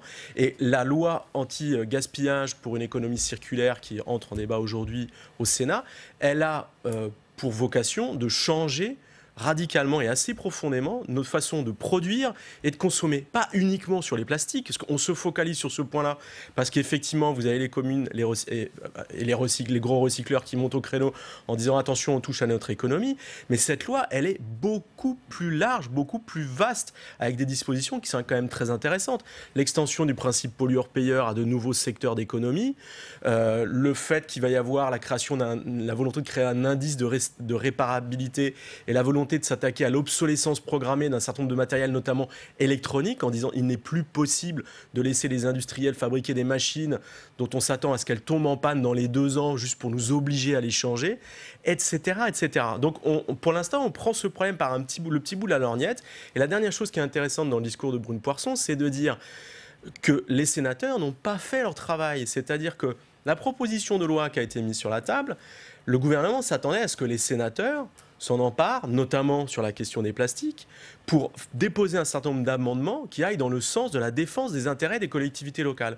Au lieu de ça, qu'est-ce qu'ils font les sénateurs? Ils disent simplement on va imposer le recyclage des bouteilles plastiques, la consigne dans les départements, les territoires d'outre-mer, mais au niveau métropolitain, la France métropolitaine, l'organisation de cette filière se fera au petit bonheur la chance, en fonction. Donc ne pas choisir de ne pas réglementer ce type de dispositif, c'est ne pas défendre les intérêts des collectivités. Et donc elle dit, on y reviendra au moment de l'examen de la loi à l'Assemblée nationale. Et là, le gouvernement pourra déposer des amendements pour réguler le secteur, faire en sorte que l'implantation des futures machines de consigne se fasse avec les collectivités. Et par exemple, elle dit tout ce qui continuera à être collecté comme bouteilles plastiques dans les bacs jaunes, une fois la consigne mise en place, sera payé aussi aux collectivités. Et la dernière chose, c'est qu'elle rappelle que le plan, ce projet de loi sera assorti de 1 milliard d'aides aux collectivités pour leur permettre d'améliorer le système de déchets et de traitement des pollutions. Quand la question de la consigne et de ce que rapportent en fait les bouteilles plastiques aux communes, ça représente 30 millions d'euros par an. 1 milliard par rapport à 30 millions, il y a quand même un décalage. Donc autour de ces questions, on n'a pas forcément envisagé et traité le sujet de manière complète et sereine pour le moment. Pierre Dumazeau. Oui, sur le retour de cette consigne à la française, c'est typiquement une idée qui part d'un bon sentiment, mais qui est très mal faite. Parce que, effectivement, Brune Poirson a beau donner des arguments, il n'empêche que ça va complexifier le tri, fragiliser les centres de tri, et on l'a vu dans le reportage. Dans les territoires, les conséquences vont être extrêmement compliquées. Donc, effectivement, je pense qu'il y a énormément de points à revoir sur cette loi. Et effectivement, moi, je trouve que le Sénat, pour le coup, fait bien son travail en défendant ces territoires. Et c'est un des points sur lesquels il va falloir vraiment regarder ce qui se passe en séance. Ça s'annonce musclé, notamment parce que les sénateurs ont sous-entendu que c'était les lobbies des industriels qui étaient à la manœuvre pour mettre en place cette consigne du plastique. En tout cas, notamment Coca-Cola, c'est uniquement leurs chiffres qui sont utilisés dans les argumentaires du gouvernement. Donc c'est des arguments sur lesquels ce sera intéressant de regarder les échanges en séance. Un mot concernant l'écologie, le climat plus précisément, sur ce qui s'est passé hier à l'ONU, Yves Tréhard. Emmanuel Macron, il a attaqué la Pologne hier à l'ONU, disant que c'est la Pologne qui bloquait tout engagement européen. Est-ce qu'il a eu raison? Il n'a pas dit tout à fait ça. Il a dit que si... Je simplifie un peu. Si vous voulez manifester, vous avez qu'à aller en Pologne. Il a dit aux jeunes, allez en Pologne manifester. Pourquoi pas? Il a raison, le président de la République. Il faut arrêter avec la langue de bois et le langage policé. Ça faisait longtemps qu'il ne nous avait pas sorti une petite pique de la sorte. Non, ce qui est sûr, si vous voulez, c'est que cette entreprise de Greta Thunberg et des jeunes... moi, j'étais outré par l'appel de Greta Thunberg en pleurs hier. Enfin, tout ça, c'est sympathique, mais ça mérite ni excès d'honneur, ni excès de critique. Mais là, c'était quand même gratiné. Alors, si vous étiez outré par son appel, gratiné. Je voudrais simplement dire sur Emmanuel Macron. Sincèrement, il a un peu raison. C'est qui les pollueurs dans le monde? Les plus grands pollueurs, c'est justement ceux qui jouent, pour certains d'entre eux, pas le jeu. Les États-Unis, la Chine, qui joue un peu plus le jeu qu'on ne le dit, parce qu'en Chine, la pollution est un problème majeur pour le régime communiste s'il veut se rester en place, parce qu'il faut le savoir, en Chine intérieure, les manifestations et les révoltes qui sont dues à la pollution sont assez nombreuses.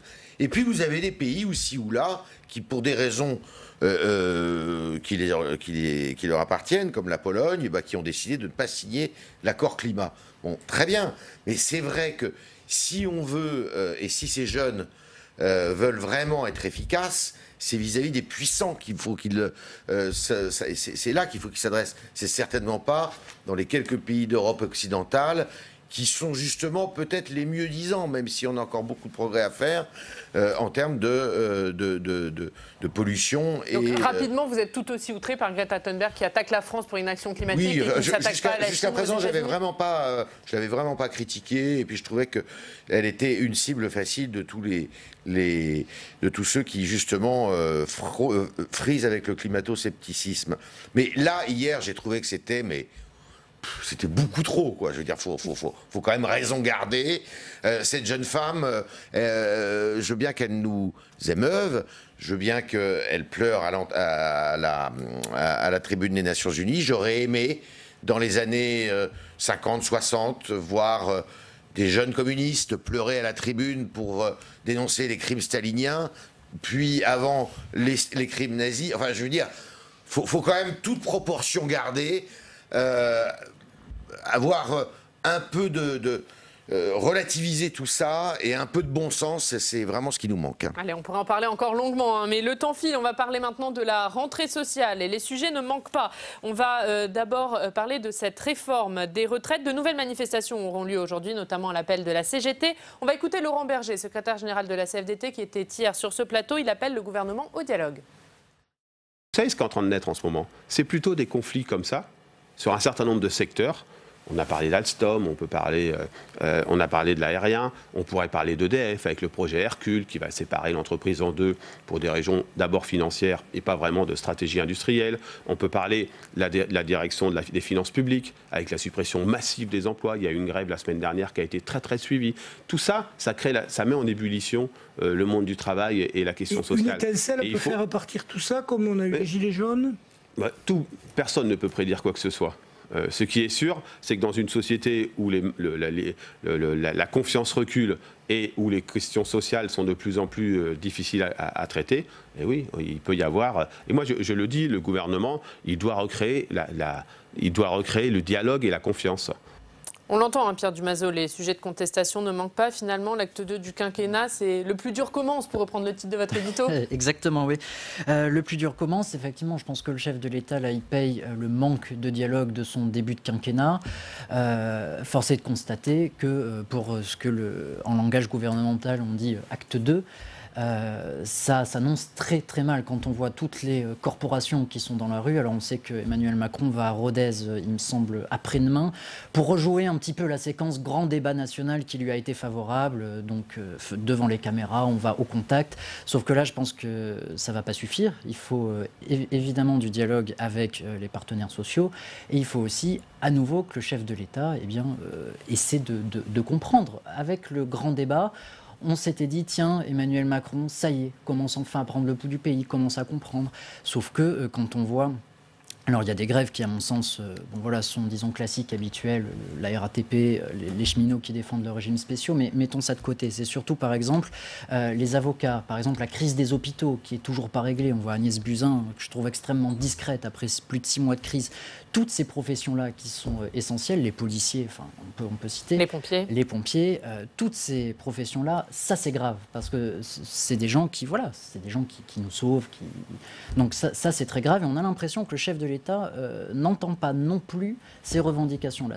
Sur les urgences, elle n'a pas été vraiment discrète. Elle a été discrète longtemps. Elle a été discrète longtemps. Une enveloppe qui n'a pas suffi. Oui, mais ça n'a pas fait grand-chose. Le problème, c'est qu'on peut multiplier... Ça ne va pas se régler en une journée. Vous savez que le problème, c'est l'histoire de la médecine de ville qui est complètement désorganisée. Ah bah oui, mais bien sûr. Après 20 ans de n'importe quoi dans les gouvernements je suis entièrement d'accord. Sont intervenus dans ce domaine et qui ont même suspendu en 2006, je crois, les permanences obligatoires en médecine de ville. Sur les urgences, je pense qu'il y a un plan qui est ambitieux même, je trouve. Simplement, il faut savoir s'il peut être mis en place et il peut avoir des effets. Il n'aura pas d'effet avant de très nombreuses années. Après, sur les autres professions, je suis d'accord. Mais sur les urgences, je trouve que après avoir vraiment procrastiné, comme on dit... Parce que c'était très laborieux. Quand même. Oui, elle a quand même pris la mesure de la chose. Stéphane Vernet, est-ce que la situation est plus inflammable que jamais ? Oui et non, c'est-à-dire que en fait, si vous comparez avec les différentes rentrées qui ont marqué ce quinquennat, la première a été compliquée avec des mouvements sociaux dès 2017 à l'automne. L'année dernière, on n'en parle même pas avec vous voyez je pense au mouvement des Gilets jaunes. Donc cette année, oui, j'ai envie de dire, ça repart. Pour un tour, mais je suis assez d'accord. Le problème, c'est qu'il y a des choses assez classiques finalement et qui ont assez peu d'impact, d'autres des mouvements supplémentaires, une fatigue générale, une colère latente qui potentiellement est explosive, mais en même temps, je voudrais pas dire en même temps, mais parce que le mot est connoté maintenant, mais si vous regardez la situation d'ensemble, ce qui est frappant, c'est de voir que tous ces mouvements, en fait, chacun continue à nager dans son couloir. C'est-à-dire que depuis le début du quinquennat, on nous parle de convergence, des luttes, etc. Elle n'a toujours pas lieu. Même sur les retraites, par exemple. Regardez, chacun descend dans la rue de son côté. Vous avez cité les avocats, il y avait la manif de FO samedi. Même les syndicats sont divisés encore. Bien sûr. Donc du coup, tant qu'il n'y a pas cette convergence ou tant qu'il n'y a pas un mouvement de masse, finalement, le gouvernement peut continuer à dérouler son programme. Et il joue là-dessus d'ailleurs, les syndicats sont tellement en désaccord et désorganisés. Oui, là pour le coup, c'est pas la faute du gouvernement, c'est un problème de syndicat. Je dis pas que c'est la faute du gouvernement, je dis que... C'est un problème de société en général. C'est une nouvelle donne sociale, de toute manière, parce qu'il n'y a plus de conscience collective aujourd'hui. Avant, il y avait une conscience collective de classe même. si on remonte à très loin. Aujourd'hui, il n'y a plus ça. On est dans une société qui est hyper individualisée. C'est vrai que chacun nage dans son couloir, parce que même dans le cadre du mouvement des Gilets jaunes, c'était des revendications ou des contestations qui étaient très sectorielles. Tout le monde n'avait pas les mêmes choses à dire. C'était ça qui était très surprenant. On est dans une société qui, de toute manière, et c'est pas propre à la France d'ailleurs, qui de plus en plus s'individualise. Je parle dans les pays les plus riches, parce que c'est vrai que dans les pays qui sont plus modestes économiquement, il y a davantage une fibre patriotique qui réunit les gens, je crois, alors que chez nous, c'est plus le cas. Mais il est là le sujet, c'est que j'ai envie de dire que cette année, tout est sur la table pour cette rentrée. Elle est assez prévisible. Si jamais il y a un mouvement social vraiment fort sur les retraites, on le sent, ça ne sera pas étonnant. Alors que l'année dernière, par exemple, personne, je défie à quiconque de dire qu'il avait vu venir l'histoire des Gilets jaunes. Le gouvernement le premier, d'ailleurs. Et d'ailleurs, personne ne savait que le gouvernement allait augmenter la taxe.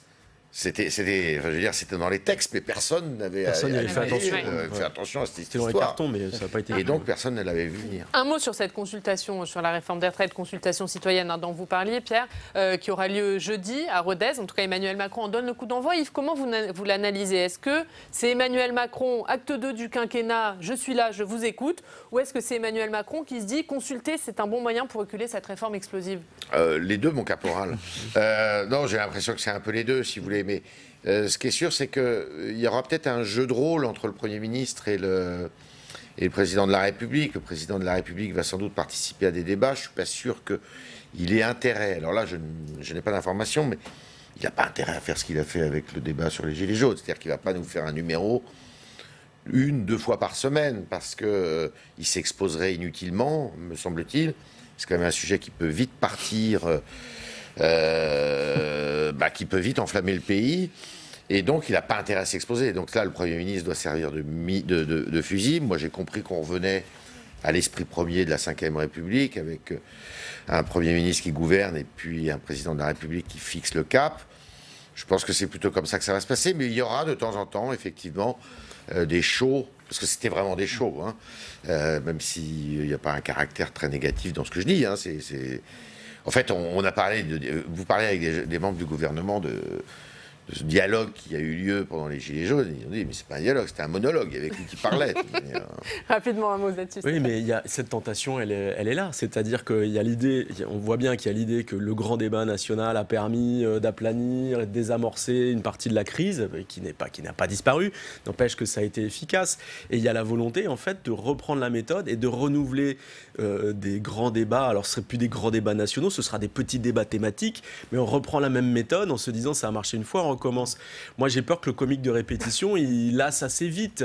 Et effectivement, le risque, c'est que s'ils repartent en se disant, on va mettre la méthode à toutes les sauces, ça se voit assez vite et ça finisse par créer l'effet inverse. Eh bien, on aura l'occasion, bien sûr, d'en reparler dans ce Club des Territoires. Mais d'abord, c'est l'heure de votre revue de presse, Quentin.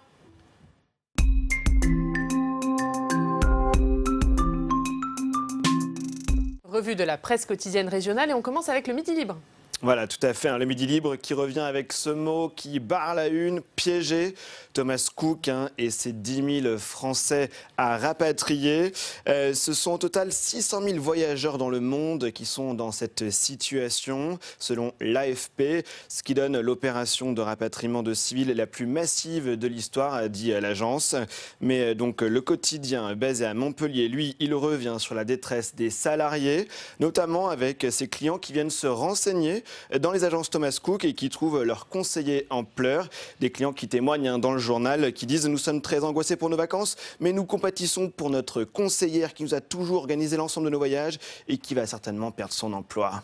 Autre sujet à la une de la Dépêche du Midi, Quentin, paysans, les feux de la colère. Voilà, tout à fait. Paysans, les feux de la colère, c'est le titre de la Dépêche du Midi, avec ces agriculteurs qui protestent contre les zones sans pesticides.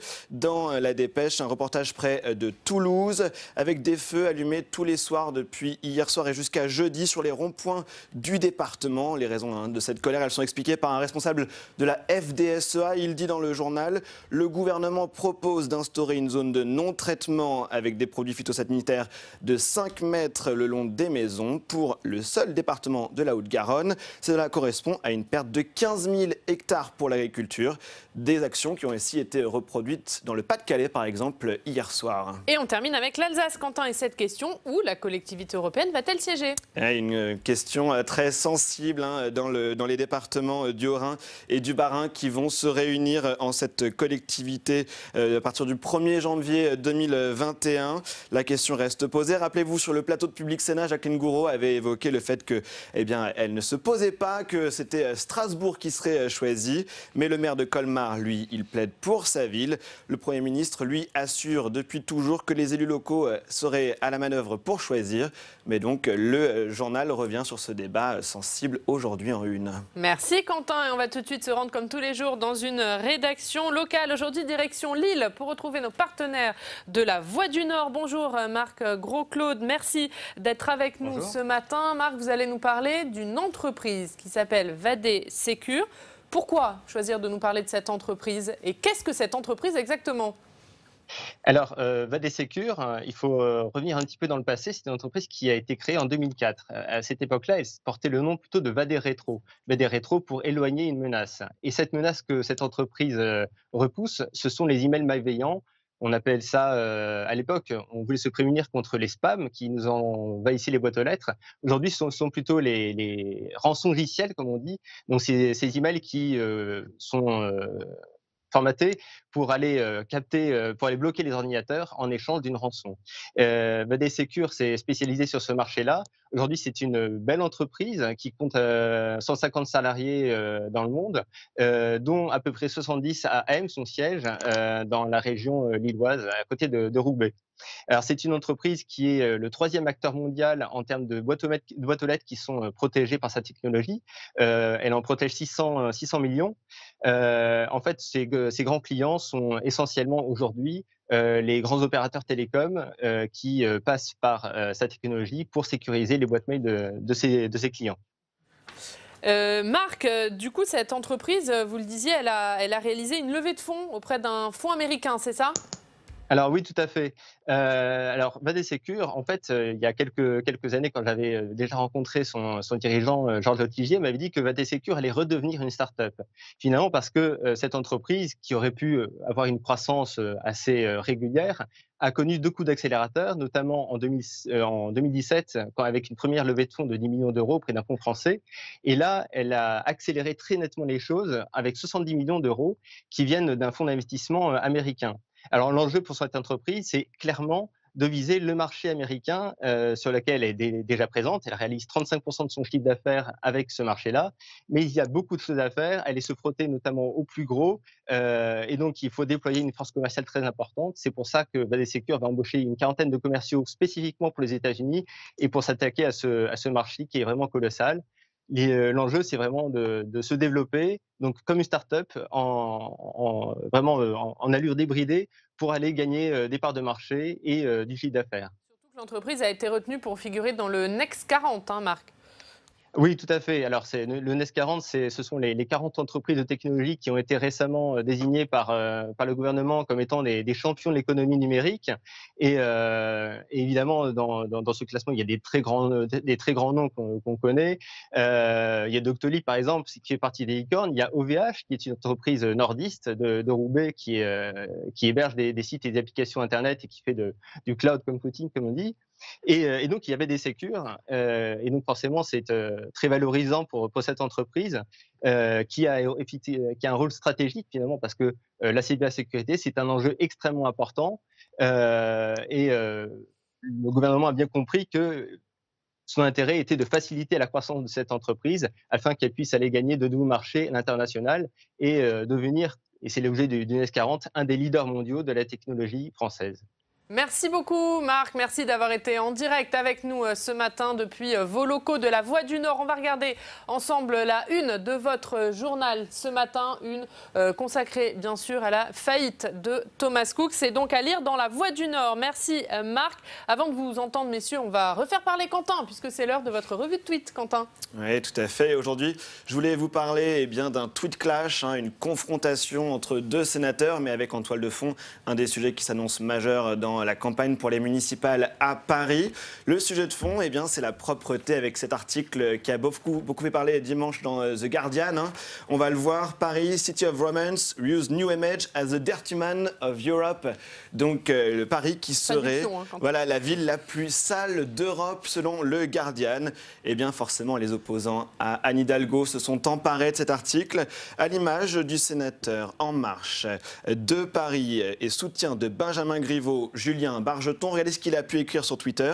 Il a dit qu'il nous fallait une révolution pour rendre Paris plus propre. Organisation, rôle des arrondissements, implication du terrain, lien déchets, nettoyage. Et pour tout repenser, il faut une nouvelle équipe à Paris, a tweeté le sénateur. Ça n'a pas du tout plu à Marie-Pierre de la Gontrie, une autre sénatrice de Paris qui elle est PS et qui est proche d'Anne Hidalgo et qui a répondu « dit le gars qui faisait partie de l'équipe ». Et oui, parce qu'entre 2014 et 2015, Julien Bargeton, il était dans l'équipe municipale d'Anne Hidalgo. Entre 2014 et 2017 même, Oriane, ils étaient ensemble dans la majorité. Et donc ça, Marie-Pierre de la Gontrie, elle n'a pas manqué de le rappeler. Et lui, il a encore répondu en dessous. Il dit « j'ai justement côtoyé d'assez près pour voir qu'il faut changer. Et les ambitions réformatrices de la campagne de 2014 qui ont été abandonnées, majorité à gauche toute oblige ». On voit les sénateurs qui se clashent, comme on dit, et qui vont très loin dans la dénonciation des torts des uns des autres. C'est des choses qu'on ne voit pas du tout dans l'hémicycle, donc ça c'est quelque chose que nous apportent les réseaux sociaux.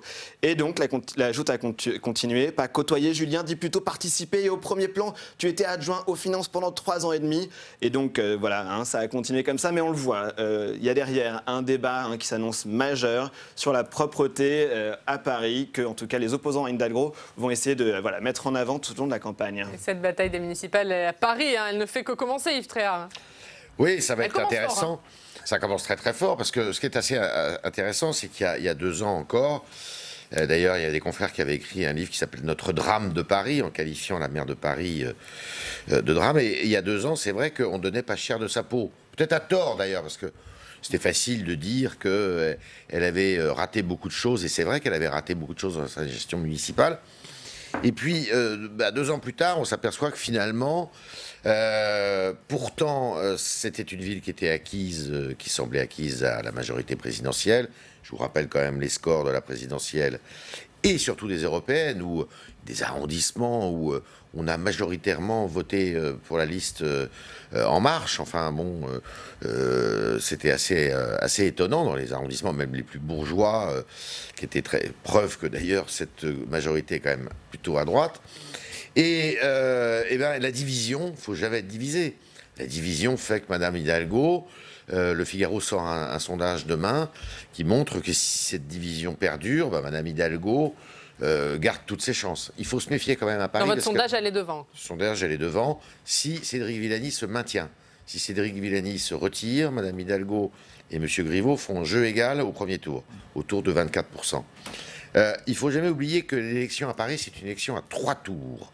Donc les sondages que nous donnons, et là je plaide, un peu contre ma paroisse, mais c'est quand même intéressant de savoir, mais sont à prendre et à interpréter, parce que justement il y a 3 tours. Il y a un peu comme aux États-Unis des swing states, c'est-à-dire des arrondissements, des swing arrondissements, et qui fournissent énormément de conseillers de Paris. Et c'est les arrondissements qui ont le plus de conseillers de Paris qui font de maire. Il vous reste 30 secondes, chacun. Pierre Dumazo, Stéphane Vernet. Oui, moi je pense qu'effectivement c'est le poison de la division qui aujourd'hui laisse Anne Hidalgo devant, parce qu'Anne Hidalgo, ça ne gêne pas de faire des alliances, des Verts jusqu'aux communistes. Donc forcément, quand il n'y a qu'une candidate, le problème c'est qu'En Marche a fait naître des égos et qu'il y a au minimum 2 candidats.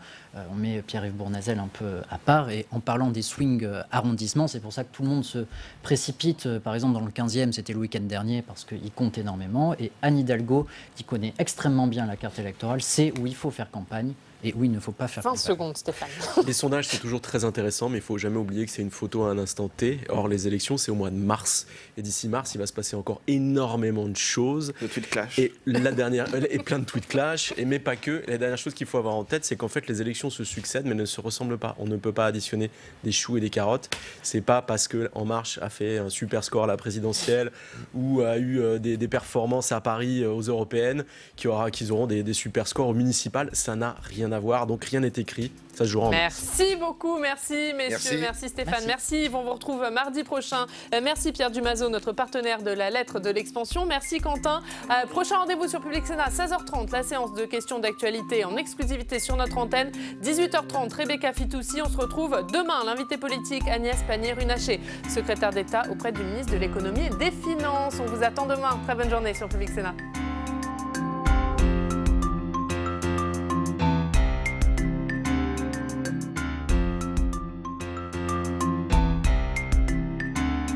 Public Sénat, avec le soutien de la Mutuelle nationale territoriale, la Mutuelle des agents des services publics locaux et en partenariat avec la presse quotidienne régionale et les télévisions locales, vous a présenté le Club des territoires.